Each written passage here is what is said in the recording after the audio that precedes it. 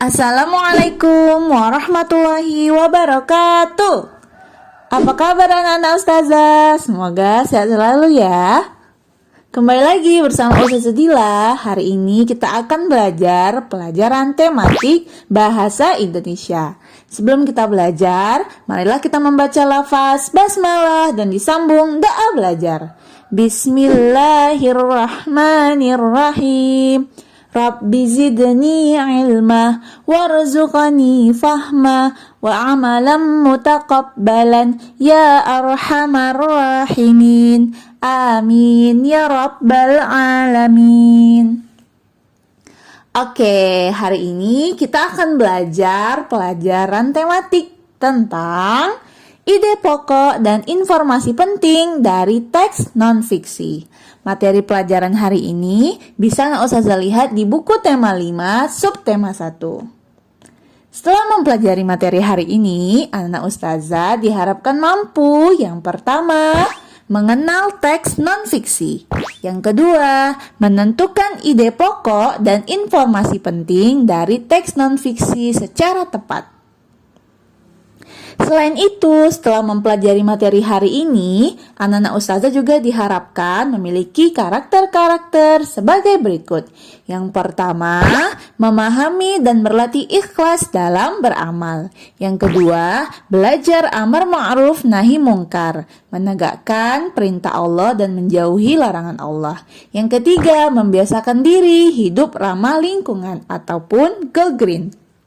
Yang keempat, membiasakan diri belajar dengan baik dan memanfaatkan waktu dengan maksimal. Terutama selama pembelajaran daring ini, anak ustazah harus bisa memanfaatkan waktu dengan baik.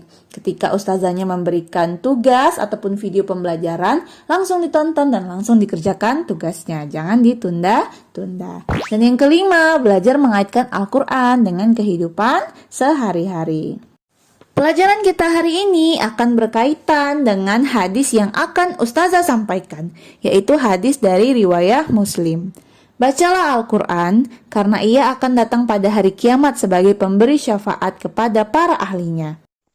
Dari hadis ini dapatlah kita ketahui bahwa orang yang membaca Al-Quran akan mendapatkan syafaat di hari kiamat kelak. Apa itu syafaat ustazah? Syafaat adalah pertolongan dari Rasulullah berupa keringanan ataupun kebebasan hukuman dari Allah Subhanahu wa taala, tapi hanya jika Allah mengizinkan.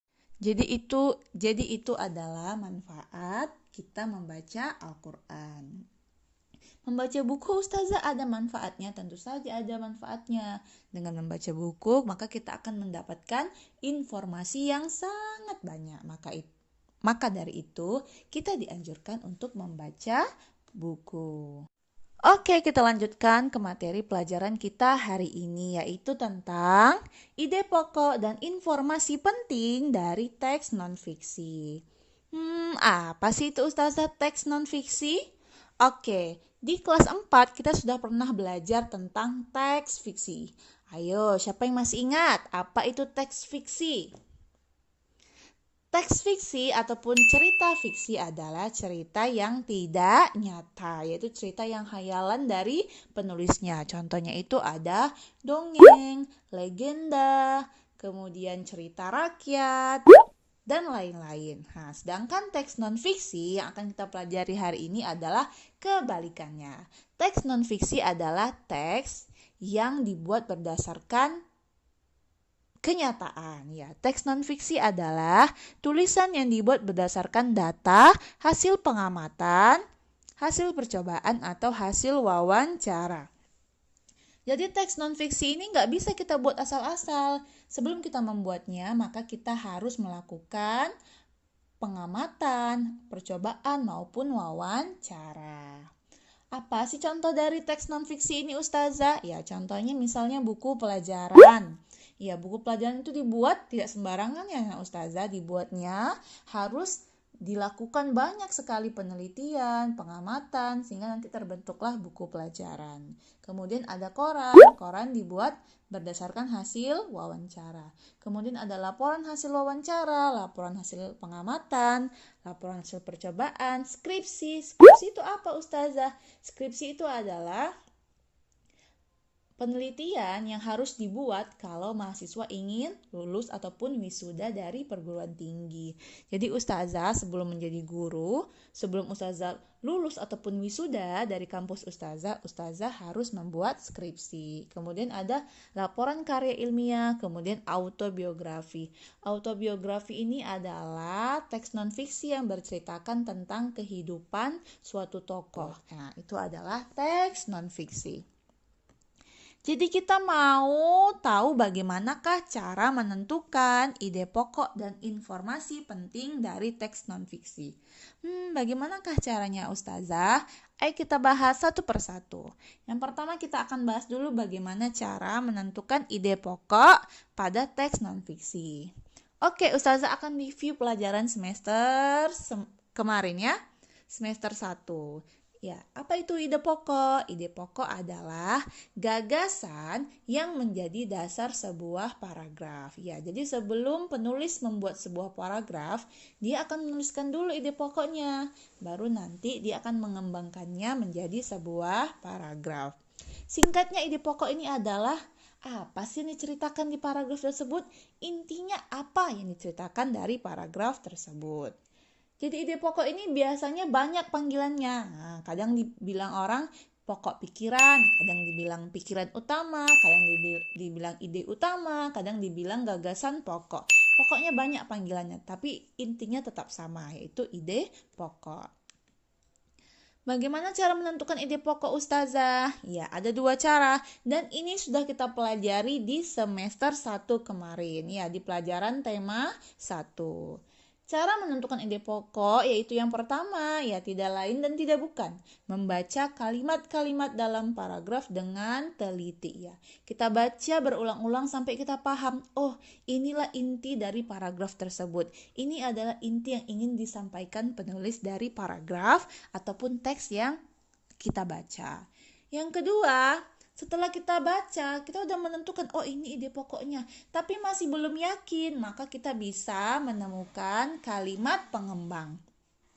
Kalimat pengembang ini biasanya lebih dari 1, biasanya terdiri atas bukti, contoh, ataupun rincian dari ide pokok. Ya, Ustazah contohkan ya.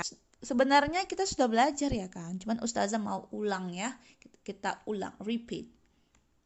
Oke, di sini ada sebuah paragraf. Kira-kira yang mana ide pokoknya anak-anak Ustazah? Kalimat pertama, kalimat kedua, kalimat ketiga, atau kalimat keempat?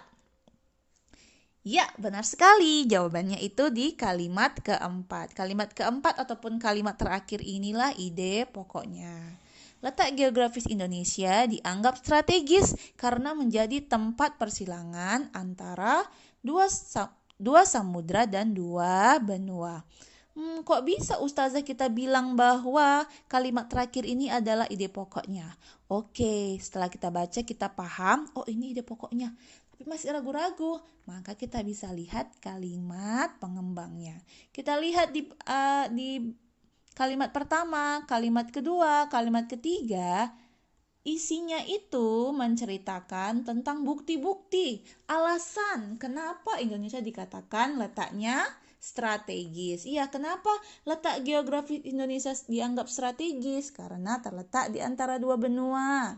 Kemudian terletak di antara 2 samudra. Kemudian berbatasan langsung dengan beberapa negara seperti Malaysia, Singapura, Filipina, Vietnam, Papua Nugini, dan Australia.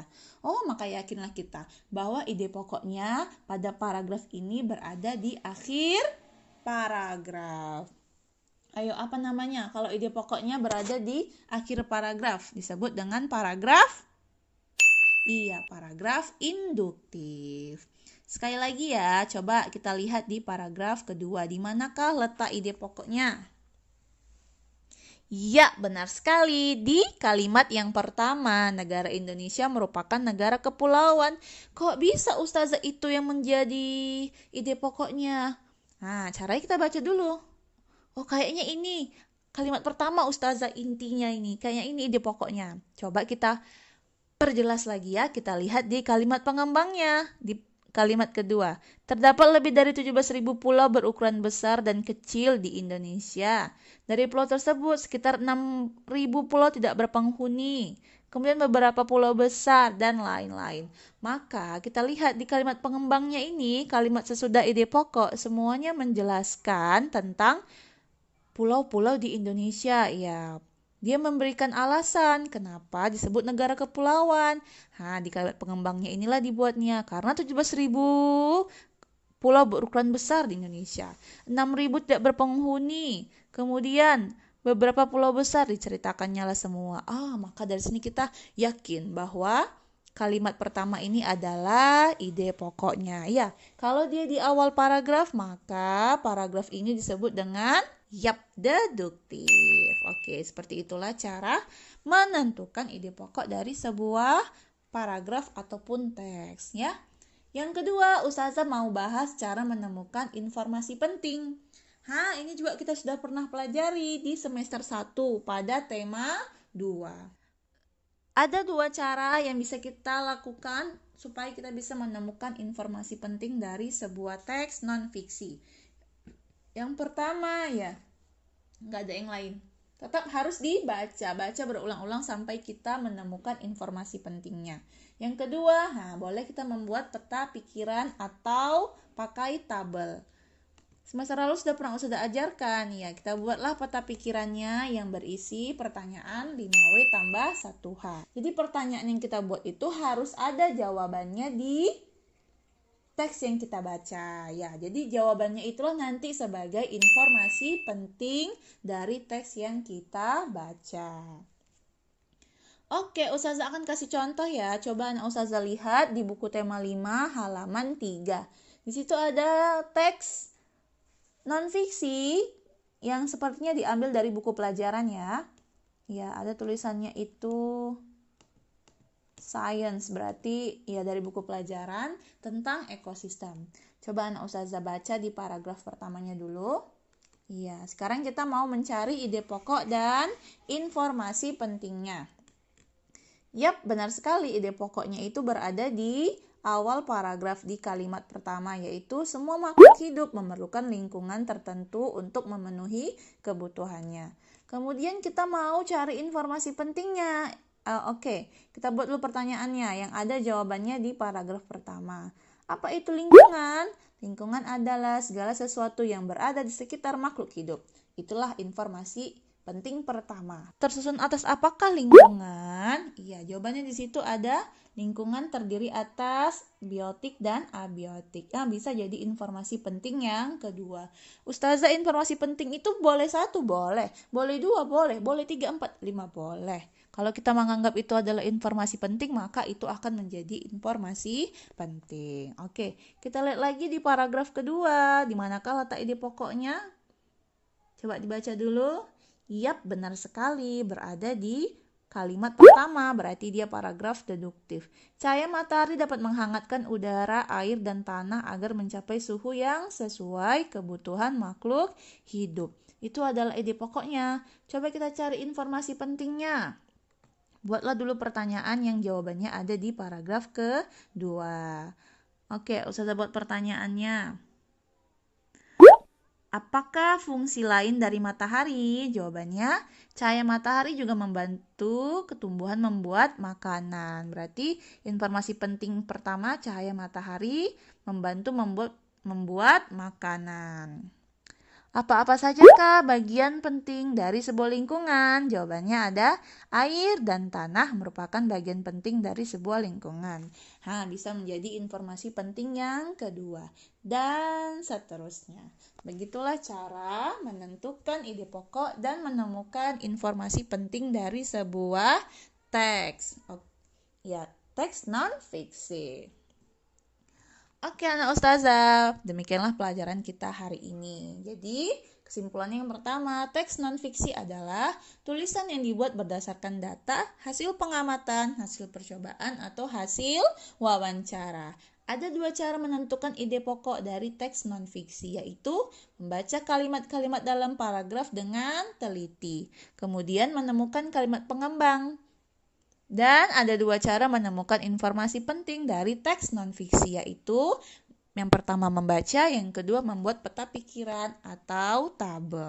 Oke, tugasnya hari ini anak ustazah baca teks halaman 29 sampai 30 di buku tema 5. Kemudian kerjakanlah tabel halaman 30. Ya, tabelnya seperti ini. Anak ustazah silakan isi apa pikiran utama. Ya, pikiran utama itu sama dengan ide pokok ya. Kemudian informasi penting dari teks di halaman 29 sampai 30. Oke, ustazah tunggu tugasnya hari ini ya. Maksimalkanlah waktu yang ada dengan sebaik-baiknya.